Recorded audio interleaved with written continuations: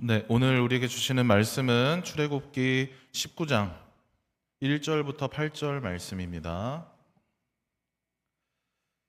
네, 출애굽기 19장 1절부터 8절 말씀입니다. 네, 제가 한 절, 여러분들이 한 절 이렇게 교독하도록 하겠습니다.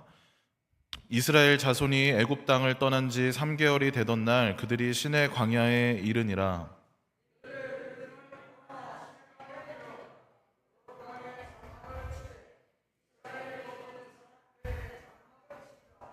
모세가 하나님 앞에 올라가니 여호와께서 산에서 그를 불러 말씀하시되 너는 이같이 야곱의 집에 말하고 이스라엘 자손들에게 말하라.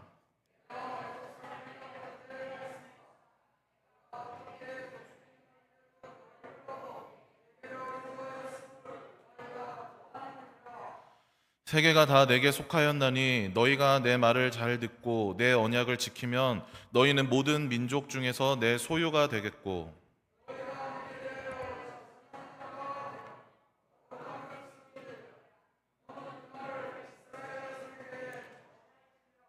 모세가 내려와서 백성의 장로들을 불러 여호와께서 자기에게 명령하신 그 모든 말씀을 그들 앞에 진술하니 백성이 일제히 응답하여 이르되 여호와께서 명령하신 대로 우리가 다 행하리이다. 모세가 백성의 말을 여호와께 전하매. 아멘.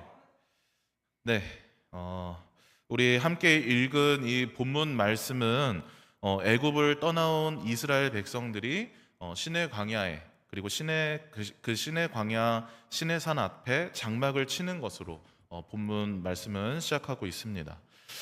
아시다시피 애굽에서 노예 생활을 하던 그 이스라엘 백성들은 오랜 시간 그곳에서 수모를 겪고 하나님의 강한 손에 이끌려서 지금 이곳 광야까지 오게 되었습니다.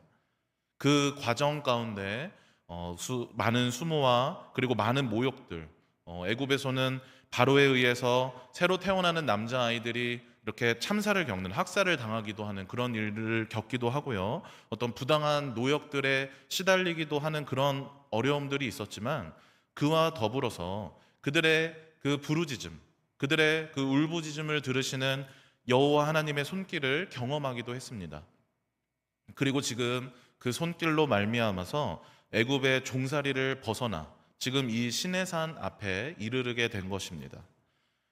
그리고 이제 하나님께서는 그들의 조상 아브라함, 그 아브라함에게 약속하셨던 약속의 땅을 향해서 나아가게 하십니다. 애굽의 노예로 그 주인의 눈치를 살피며 살아가던 그 삶에서 벗어나서 광야를 떠도는 이제 유목민의 삶을 거치게 되는데, 그 삶을 거쳐서 이제 성경이 표현하고 있는 그 젖과 꿀이 흐르는 그 땅을 향해서 가나안 땅을 향해 나아가는 그 여정을 앞두고 있습니다.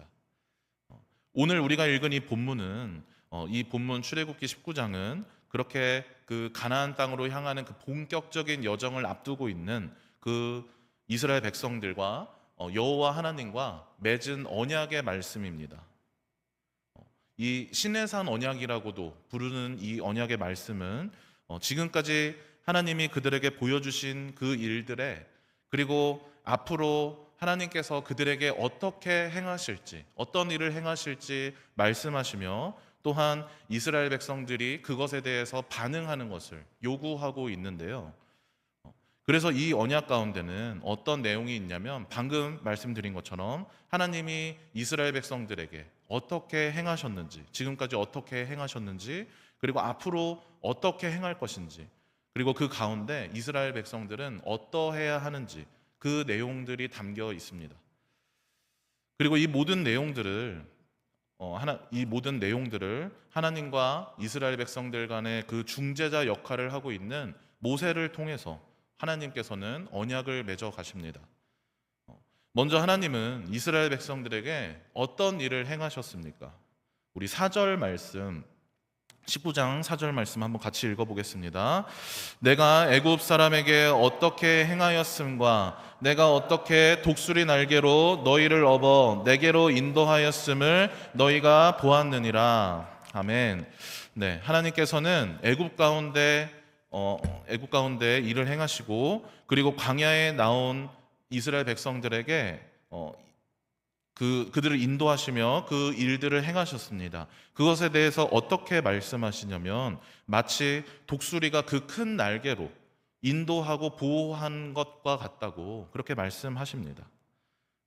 하나님께서는 이스라엘 백성들의 그 광야 시간 가운데 늘 눈동자와 같이 그들을 지켜주셨습니다. 낮에는 구름 기둥으로, 밤에는 불 기둥으로 그 길을 인도하셨습니다. 또한 그들이 굶주릴 때 어떻게 하셨습니까? 만나와 메추라기로 먹이시고 또 목마를 때에는 반석에 물을 내시며 늘 그들의 필요를 채워주셨습니다. 비록 이스라엘 백성들에게 이 광야의 삶이 풍족하지 않을지는 모르지만 부족하지 않도록 하나님께서는 계속 인도하시고 이끌어 오셨습니다.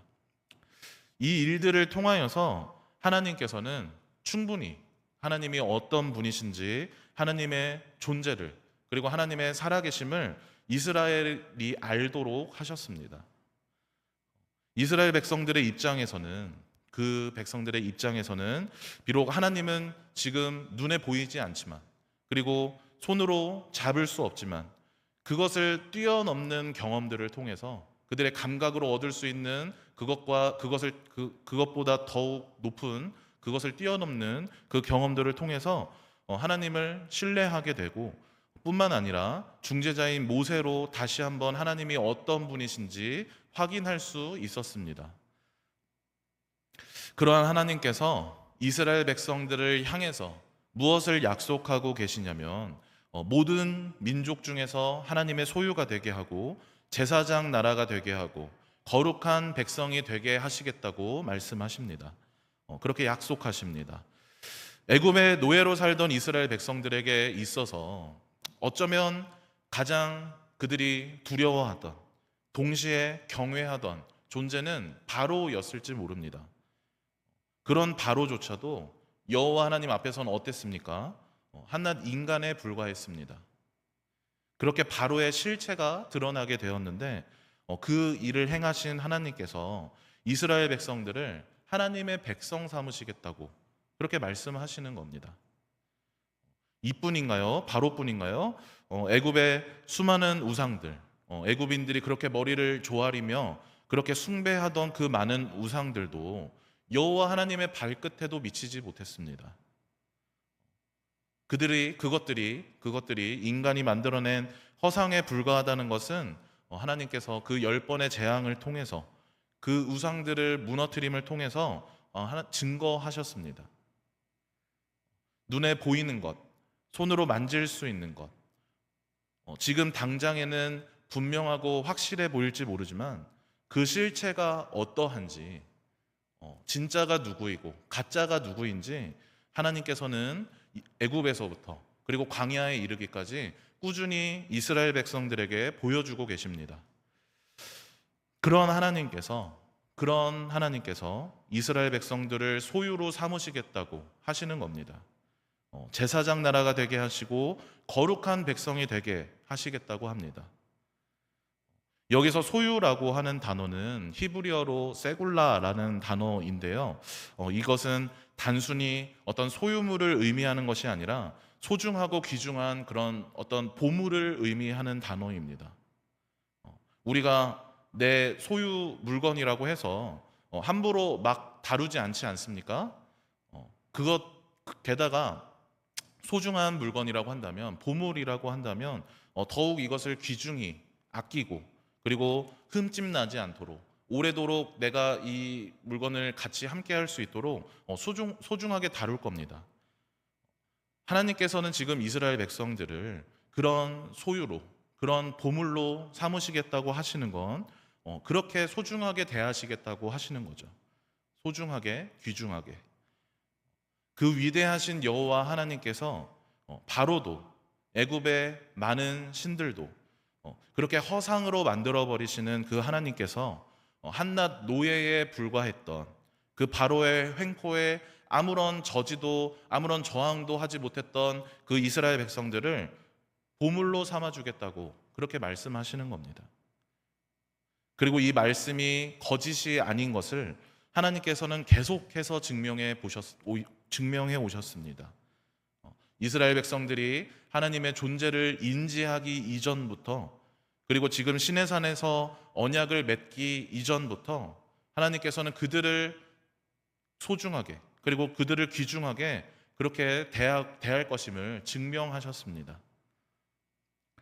그리고 이렇게 하나님의 소유가 된다는 것은 이스라엘 백성들이 앞으로 제사장 나라로서, 그리고 거룩한 백성으로서 살아가야 한다는 그 삶의 내용이 내포되어 있습니다. 이것이 5절 앞부분에서 말하고 있는 내 말을 잘 듣고 내 언약을 지켜야 한다 라는 이 언약의 내용에 포함되어 있는 것인데요. 하나님께서는 이 시내산 언약 이전에도 이미 이들에게 약속하신 이 말씀들을 행하고 계셨는데, 그리고 언약을 맺지 않으시더라도 이 이스라엘 백성들에게 동일하게 행하실 텐데, 그럼에도 이 내용들을 증거 삼아서 언약을 맺으려 하시는 이유가 무엇이냐면 이스라엘 백성들의 반응을 요구하는 것입니다. 하나님께서 지금까지 해오셨던 이 일들에 대해서, 그리고 하나님이 앞으로 그들에게 행하실 이 일들에 대해서 이스라엘 백성들이 합당하게 반응하도록 그 반응을 요구하고 있는 것입니다.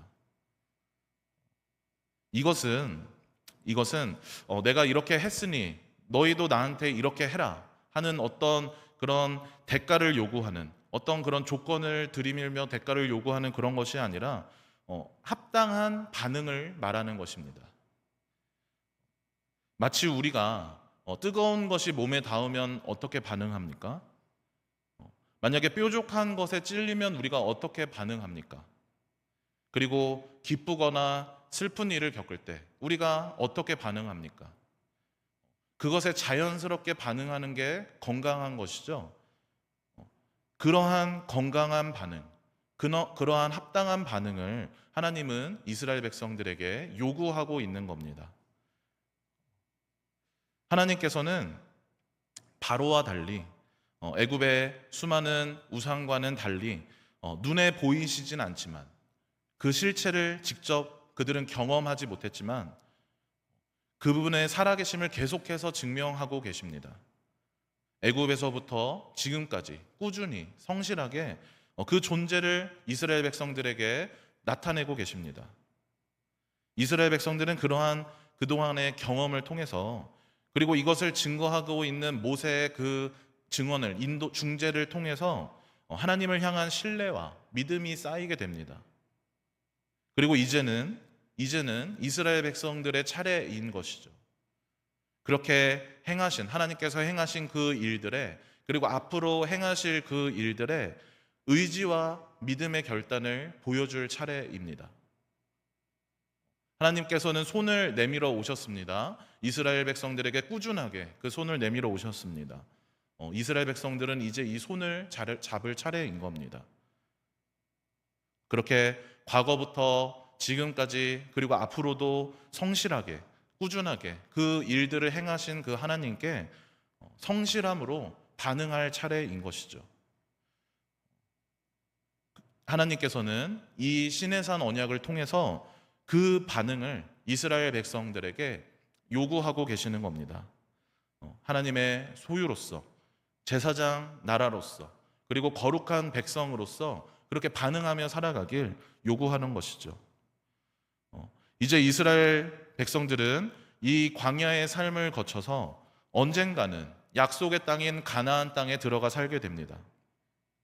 그리고 그것에서 하나님의 소유로, 제사장 나라로, 거룩한 백성으로, 하나님께서 온 애굽이 여호와를 알게 하신 것처럼, 하나님께서 행하신 일들을 통해서 온 애굽이 여호와를 알게 된 것처럼 가나안 이방인들이 하나님을 알도록 하나님의 백성된 삶을 살아가야 합니다. 이것이 하나님의 백성이라는 합당한 그 삶의 반응이고, 이것이 하나님이 어떤 분이신지 증명하며 나타내는 삶입니다.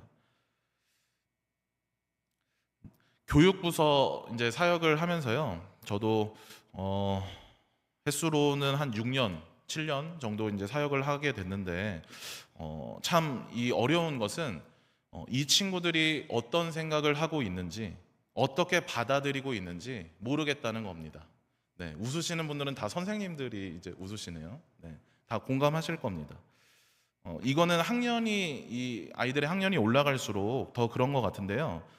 유치부나 뭐 유년부 아이들은 참 아이들이 그 말을 잘 못 알아듣는 것 같아도 그냥 해맑게 받아들여서 그 모습으로 귀여워서 이렇게 넘어가게 되는데 초등학교 이제 고학년이 되고 중학생이 되면 참 무슨 생각을 하는 건지 말도 잘 통하지 않는 것 같고 때로는 이 벽에 대고 말하는 것 같고 그러다 보면 어느 순간 말을 하고 있는 저조차도 무슨 말을 해야 하는지 참 까먹고 이렇게 좀 정신없이 이렇게 대할 때가 있는데 그런 어려움이 있습니다.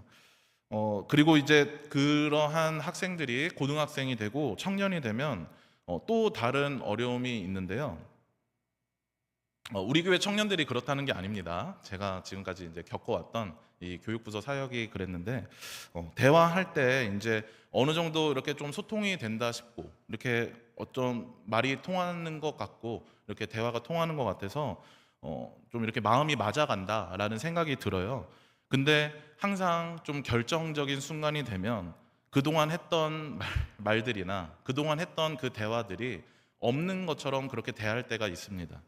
마치 뒤통수 맞듯이 이런 관계가 될 때가 있는데 이러한 이유로 이 참 교육부서 사역은 전반적으로 그 사역의 열매를 경험하는 게 쉽지가 않습니다.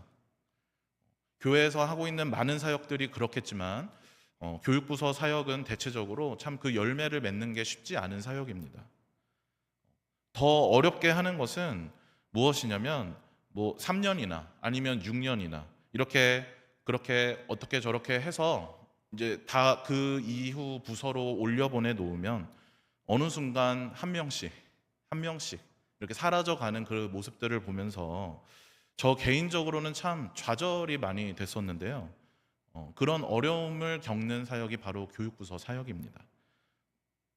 그럼에도 지금 우리가 이 자리에서 애쓰고 있는 이유는 그럼에도 교회가 이 교육부서 사역을 위해서 애쓰는 이유는 때론 그 마냥 해맑아 보이기도 때론 참 아무 생각 없어 보이기도 그러다가 한순간에 뒤통수 치던 그 아이가 그 학생이 그 청년이 바로 저이기 때문이죠.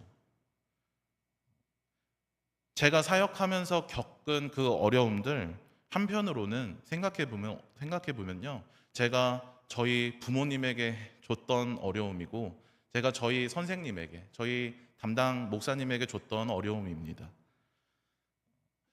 우리가 겪고 있는 이 어려움들 이 사역하며 겪고 있는 어려움들은 우리가 줬던 어려움입니다. 그래서 애쓸 수 있습니다. 어떤 만족할 만한 열매가 있어서가 아니라 뭔가 이 쿵짝이 잘 맞고 뭔가 이 눈에 보이는 것이 있어서가 아니라 저를 여기까지 인도하신 하나님, 그 하나님에 대한 신뢰로 사역의 자리에서 애쓸 수 있는 겁니다.